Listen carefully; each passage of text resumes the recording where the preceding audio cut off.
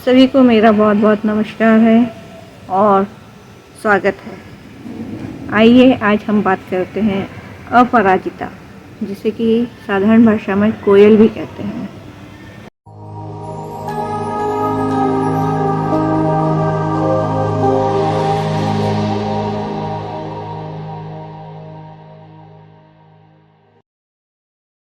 अपराजिता, इसके गुणधर्म की बात की जाए तो यह कसैला, कड़वा, शीतल, जलननाशक, कृमिनाशक, ज्वरनाशक, जो कफ, खांसी या कुष्ठ है उसमें भी आराम देने वाला, बुद्धिवर्धक, नेत्र से संबंधित कोई विकार हो उसके लिए उपयोगी, और बिच्छू या सांप काट लें तो उसके निदान के लिए भी।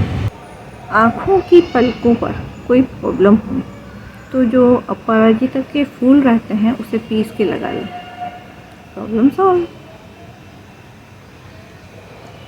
अब आप लोगों को यदि आँखों के आसपास झाई हो रही हो, जिसके के लिए आप लोग अक्सर परेशान रहते हैं और नित नए कॉस्मेटिक प्रोडक्ट्स यूज़ करते रहते हैं और उसके बाद भी परेशानी दूर नहीं होती है, तो आइए आपको हम एक बहुत ही सरल, सुंदर और सस्ता इलाज बताते हैं।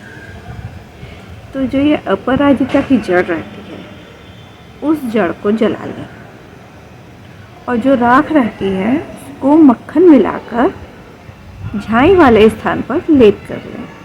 ऐसा करते रहेंगे तो धीरे धीरे झाइयाँ खत्म हो जाएंगी।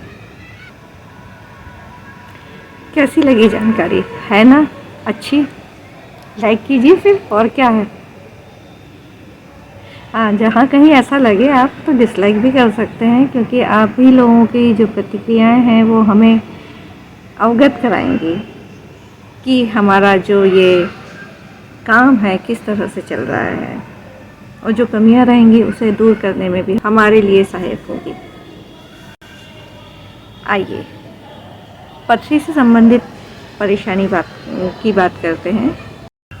जो अपराजिता की जड़ रहती है उसको चावल के धोवन के साथ, जो चावल धोते हैं जो पानी निकलता है ना, उस पानी के साथ पीस कर सुबह शाम यदि आप लेते हैं तो धीरे धीरे पथरी गल जाती है।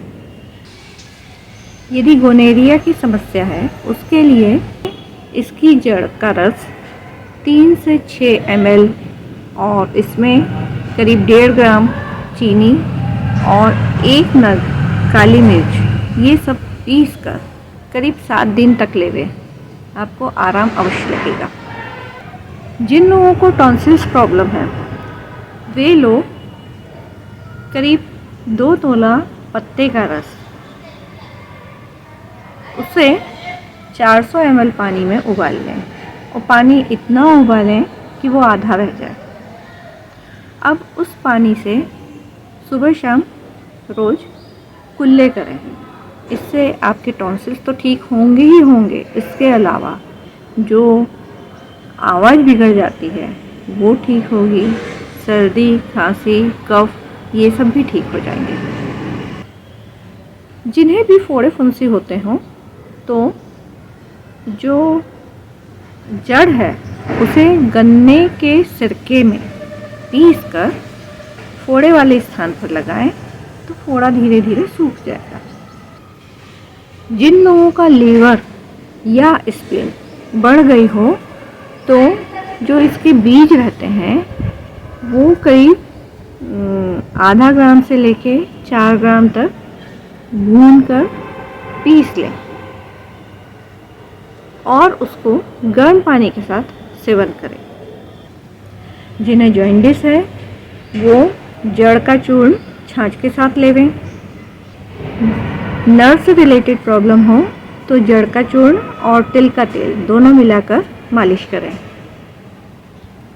यदि प्रसव पीड़ा हो तो उस समय प्रसूता की कमर पर इसकी बेल को चारों तरफ लपेट दें तो पीड़ा भी शांत हो जाएगी और प्रसव भी आराम से हो जाएगा। जिन लोगों को गर्भपात बार बार हो जाता है, तो उसे रोकने के लिए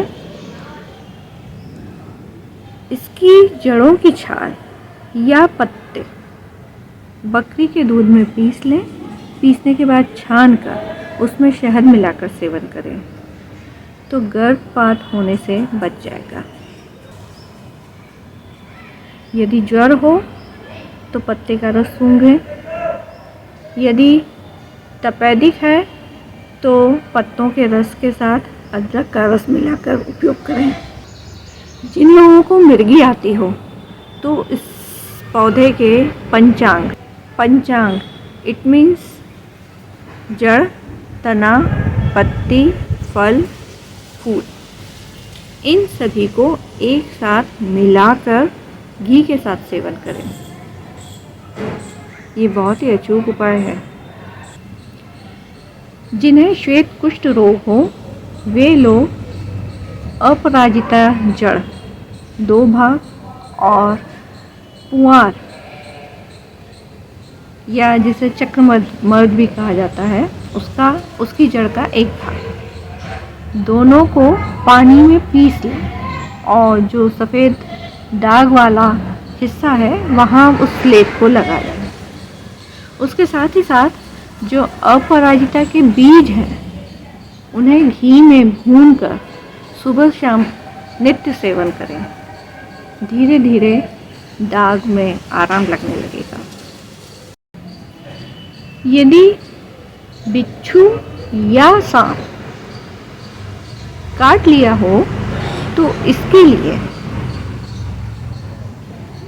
जो अपराजिता की जड़ है उसे कांटे वाले स्थान पर ऊपर से नीचे 7 बार पकड़ें। उसके बाद उस जड़ के कुछ हिस्से को पानी में पीसकर काटे हुए स्थान पर लेप कर लें।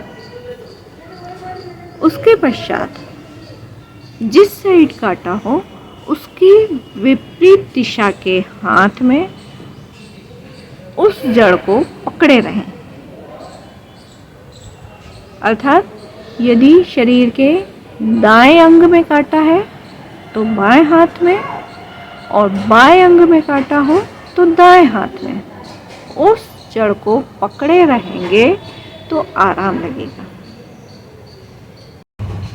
यदि आपको अपने कीमती कपड़े, पुस्तक, अनाज इन्हें कीड़ों से बचाना है तो अपराजिता के पत्ते सुखा लें और उन चीज़ों में ये पत्ते डाल दें, कीड़ा कभी नहीं लगेगा। यदि बवासीर अर्थात पाइल्स की प्रॉब्लम हो तो इसकी जड़ को कमर से बांध लें, धीरे धीरे आराम लगने लगेगा। जिन लोगों को कुकर खांसी है या वूफिंग कफ, वे अपराजिता की जड़ को मिश्री के साथ मिलाकर इतना उबालें कि वो चाशनी जैसा गाढ़ा बन जाए, फिर उसका सेवन करें। या एक और उपाय, अपराजिता के बीज इन्हें भूनकर पीस लें और पीसने के बाद उसमें गुड़ और सेंधा नमक मिलाकर उपयोग करें। एक और अन्य उपाय है, वो है जो इसकी जड़ रहती है उसे दूध में पीस लें और थोड़ा थोड़ा पिएं, आपको निश्चित ही आराम लगेगा। ये जानकारियाँ आपको बहुत ही उपयोगी लग रही हैं तो फिर क्यों ना लाइक भी कीजिए, शेयर भी कीजिए और सब्सक्राइब भी कीजिए। ये भी तो हमारी एक ड्यूटी बनती है। इसी के साथ नमस्कार।